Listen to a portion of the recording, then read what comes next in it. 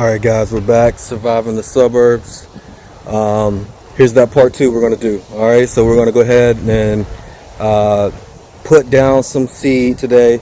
You remember last episode I dethatched this thing. It grew a little bit over the past few days. We got some rain here, so I haven't bothered to cut the grass, but what I did do is the leaves are falling now.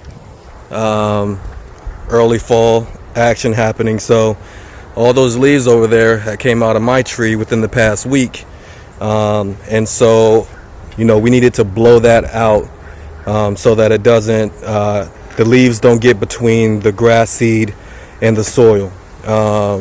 Another thing we're going to do is we're going to lay some compost down.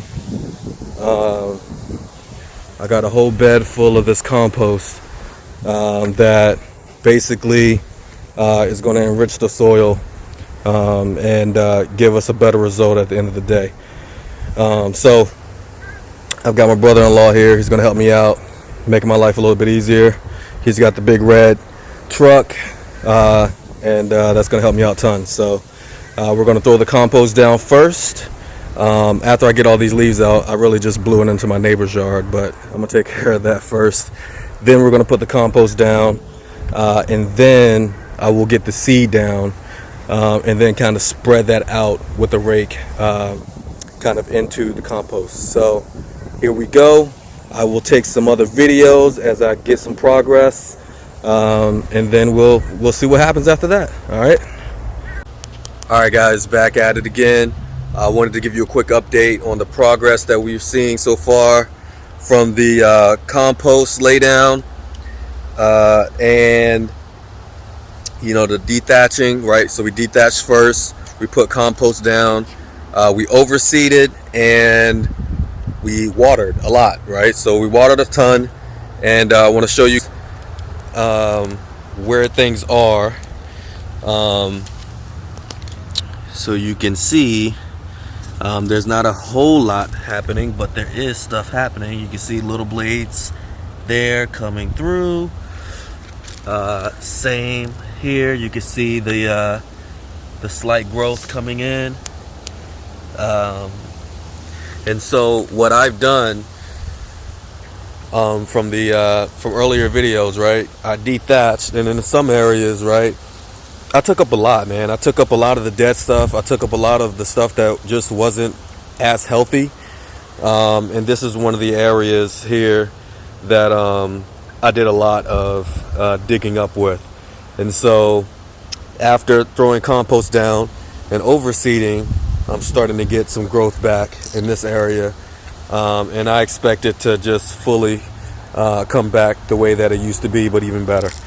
So same, right? You can see over here, this is a bare spot, but I've got some grass blades coming through, right? And that's just going to be the story here for see that there? So that's just the story for what we want to see. The grass blades don't all come up at the same time, and they don't all come up in the same group, but that really depends on how you're watering it also. If you're pooling the water, right, so if you're watering it and there's a bunch of sitting water immediately after you've put seed down, then it's likely that that's what they call pooling the water. So it's sitting water. It's likely that the seeds will move from their original location, and they could bundle up together, right? So you don't want to do that, or try to avoid that as much as possible. But otherwise, the grass is coming along. We're getting some good results with the overseed. Not perfect, not yet, and we're just going to wait it out until it gets there, right? So I really just wanted to give you guys a quick update on that, show you some of the spots that I gave a lot of attention to in the process. Here's actually a good spot that you can see the compost and the overseeding doing really well. So this is the side of my house. I mean, this just looks really good, right? It looks healthy, it looks green. I'm comparing this again to my neighbor, which is always a good way to tell if the work you're doing is giving you good results or not. I'd say so far so good, right? So that's them. This is me. I'm good with that. All right. So that's it, guys. I've got some early fall leaves falling behind me. So I'm not a big fan of that. So I got to continue to blow. I have to continue to blow these leaves out of here because I don't want them to cover too much of the lawn because it then takes away from getting direct sun exposure and water contact when I've got the sprinkler system on, right? So I got to keep blowing them out. I bag them up. You see those bags over there. Trying to keep this as clean as possible, but you don't want to do this every day, right? So I'm doing it 2 or 3 times a week, and if I can get out here any more frequent than that, then I'll try to do that also. That's it, guys. Just wanted to give you that quick update.